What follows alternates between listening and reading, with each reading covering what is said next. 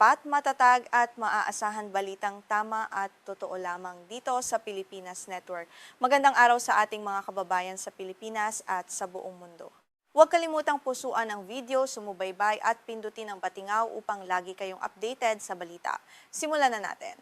Isang seryosong insidente ng seguridad ang naganap sa English Channel matapos magpaputok ng warning shots ang isang barkong pandigma ng Russia malapit sa isang yate na nakarehistro sa United Kingdom. Ang pangyayaring ito ay nagdulot ng matinding pagkabahala sa pambansang seguridad ng Britanya at muling nagpainit sa tensyon sa pagitan ng dalawang bansa. Agad na umaksyon ng mga otoridad upang siyasatin ang naging takbo ng insidente sa dagat. Ayon sa ulat, ang insidente ay naganap noong nakaraang Martes, humigit kumulang 20 nautical miles o 30 kilometro sa timog ng Isle of Wight. Bagamat malapit sa teritoryo ng United Kingdom, ang aktwal na lokasyon ng pagpapaputok ay nasa labas ng kanilang territorial waters. Gayunpaman, ang presensya ng armadong barko ng Russia sa rutang ito ay itinuturing na isang direktang hamon sa seguridad ng rehiyon sa ngayon. Sangkot sa tensyon ang Russian frigate na Admiral Grigorovich at ang isang sibilyang yate na nakarehistro sa UK na may pangalang Bright Future. Naganap ang komprontasyon bandang alas 11:40 ng umaga sa pagitan ng Isle of Wight at Normandy. Ang biglaang paghaharap ng isang dambuhalang barkong militar at isang maliit na pribadong sasakyang pandagat ay mabilis na naging paksa ng pandaigdigang balita at labis na pinag-uusapan. Kinumpirma ng Ministry of Defense o MODI ng United Kingdom na kasalukuyan na nilang iniimbestigahan ang mga ulat hinggil sa insidenteng ito sa English Channel bago pa man sumapit ang alas 4 ng hapon. Sinusuri ng mga eksperto sa militar ang bawat detalye ng engkwentro upang malaman kung may paglabag sa mga batas pandagat at kung gaano kalaki ang banta na idinudulot ng naturang pagkilos ng Russia sa mga sibilyang barko roon. Lumalabas sa paunang pagsisiyasat na nagpaputok ng mga babalang bala ang barkong pandigma ng Russia malapit sa yate at nagpatunog ng mga signal upang pigilan ito sa mabilis na paglapit. Ayon sa mga tripulante ng yate, ang mga warning shots ay pinakawalan mula sa distansyang humigit kumulang 500 yarda o 457 metro. Sa kabutihang palad, walang nasugatan at walang pinsala sa yate sa engkwentro. Sa isang pahayag, binigyang diin ng tagapagsalita ng Ministry of Defense na ang mga putok ay hindi direktang itinutok sa yate. Sa halip, ito ay isang marahas na paraan upang maiwasan ang posibleng banggaan sa pagitan ng dalawang sasakyang pandagat. Gayunpaman, ang paggamit ng totoong bala sa isang sibilyang yate ay patuloy na binabatikos ng mga eksperto dahil sa panganib na maaari nitong idulot sa mga inosenteng sibilyan sa dagat. May mga ulat na nagsasabing ang Admiral Grigorovich ay sumusubok lamang na maghudyat sa ibang mga barko. Sa lugar na ito ay kasalukuyang umaanod at hindi gumagamit ng sariling makina, posibleng dahil sa aberya sa propulsion system nito. Sa buong panahon ng insidente, ang barkong HMS Mercy ng Royal Navy ng Britanya ay nakabantay at patuloy na sinusubaybayan ang bawat galaw ng barkong pandigma ng Russia upang maging ligtas. Kinumpirma ng Sky News na ang retiradong mag-asawang British na sina Jane at Alan Kelvey ang sakay ng 40 talampakang yate na Bright Future nang mangyari ang insidente. Ang mag-asawa, na naglalayag lamang para sa kanilang bakasyon, ay biglang naging saksi sa isang geopolitical na tensyon. Sa gitna ng dagat, isang karanasan na ayon sa kanila ay hindi nila malilimutan sa buong buhay nila dahil sa labis na kaba. Sa isang panayam, inamin ni Jane Kelvey na medyo nakakatakot ang sandaling magsimulang magpaputok ang dambuhalang barkong pandigma, ngunit tiniyak niyang sila ay nasa ligtas na distansya. Ikinuwento niya na nakarinig muna sila ng 5 malalakas na tunog ng busina mula sa barko ng Russia, na mabilis na sinundan ng 4 o 5 sunod-sunod na putok ng bala na yumanig sa tahimik na karagatan at nagdulot ng kaba sa kanilang dalawa. Nilinaw ni Jane na ang mga ito ay mga babalang putok lamang na itinutok sa hangin at hindi direktang ipinatama sa kanilang yate.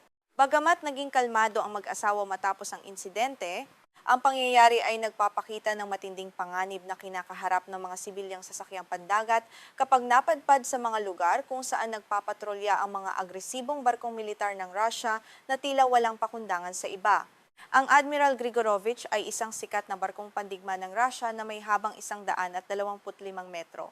Ito ay nakabase sa Sevastopol, isang napakahalagang lungsod ng daungan sa Crimea na kasalukuyang sinasakop ng Russia.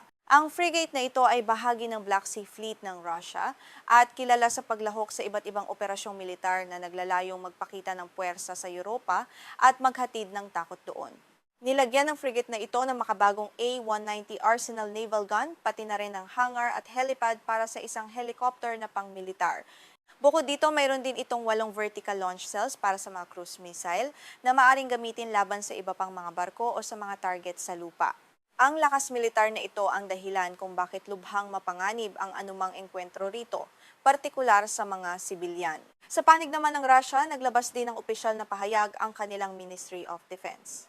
Ayon sa kanila, sinubukan ng mga tripulante ng frigate na makipag-ugnayan sa yate sa pamamagitan ng radyo. Nagpakawala rin sila ng mga signal flare matapos mapansin na ang sibilyang yate ay patuloy na tinatahak ang isang mapanganib na kurso at mabilis na lumalapit sa direksyon ng kanilang barkong pandigma ng walang koordinasyon. Sinabi ng panig ng Russia na matapos mabigo ang mga unang hakbang na baguhin ang kurso ng yate, napilitan ng mga tripulante ng frigate na magpaputok ng mga warning shots.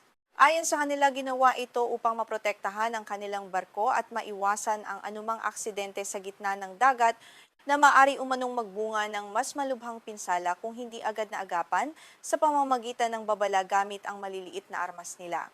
Ayon pa sa pahayag ng Russia, matapos lumapit ang yate sa distansyang 150 metro, nagpasya ang commander ng frigate na magpaputok gamit ang maliliit na armas sa direksyon ng kurso ng yate.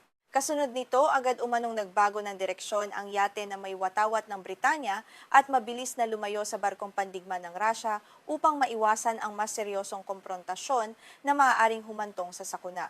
Iginiit ng Ministry of Defense ng Russia na ang mga tripulante ng Admiral Grigorovich ay kumilos ng mahigpit na alinsunod sa mga internasyonal na regulasyon sa paglalayag. Kinuha raw nila ang lahat ng kinakailangang hakbang upang maiwasan ang mas malalang insidente. Gayunpaman, ang bersyong ito ay patuloy na kinukwestiyon ng United Kingdom at ng mga kaalyado nito na nakakakita ng panganib sa ganitong uri ng agresyon. Sa loob ng United Kingdom, umani ng matinding reaksyon ang insidente. Sinabi ni Tan Daisy, ang pinuno ng House of Commons Defense Committee, na bagamat nahaharap ang bansa sa iba't ibang hamon, ang Russia pa rin ang pinakadirekta at kagyat na banta sa kanilang seguridad. Idiniyak niya na ang ganitong uri ng agresyon sa English Channel ay hindi dapat baliwalain ng pamahalaan ng Britanya sa mga darating na panahon.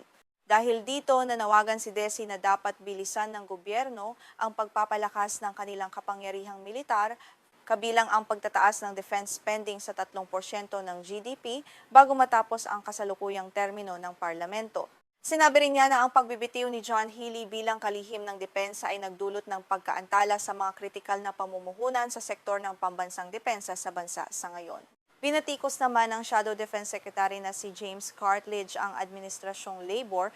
Sinabi niya na ang insidente ay patunay na ang Russia ay isang direktang banta sa bansa at kailangang ayusin ng kasalukuyang pamahalaan ang depensa matapos ang kaguluhan sa mga nagdaang pagbibitiw ng mga ministro. Kinondena rin niya ang mga ulat na nagbabalak ang labor na magpatupad ng karagdagang bawas sa badyet ng militar.